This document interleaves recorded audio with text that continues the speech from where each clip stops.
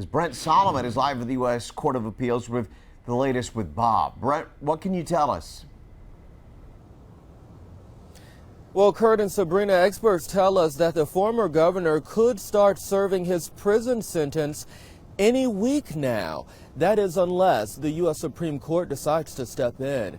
You may remember it's been almost a year now since former Governor McDonnell was convicted by a jury for giving favors to former Star Scientific CEO Johnny Williams in exchange for more than $165,000 in gifts and loans. He was sentenced to 2 years in prison, and he asked the federal court to let him stay free until the Supreme Court decides if it will hear his appeal. But again, the appeals court today said no to that request. So we wanted to know, what are the chances the high court will even consider his appeal to stay out of prison?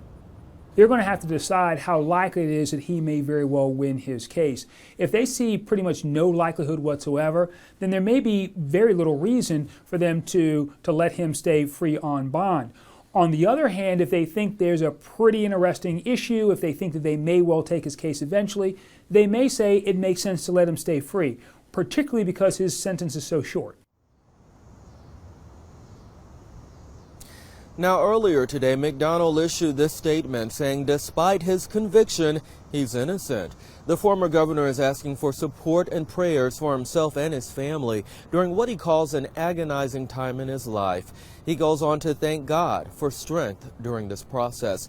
Now, back live now, the legal expert you just heard from says he actually understands the former governor's strategy for trying to stay out of prison, but he believes the chances the high court will hear that appeal are relatively low. Meanwhile, the Bureau of Prisons could set a date for him to start serving his sentence any day now. Keep in mind, there is no parole at the federal level, but I'm learning McDonnell could see his sentence reduced for good behavior. We'll keep you posted every step of the way. For now, we are live and on your side outside of the U.S. Court of Appeals. Brent Solomon, NBC 12. Thanks, Brent. And tonight, Maureen McDonnell's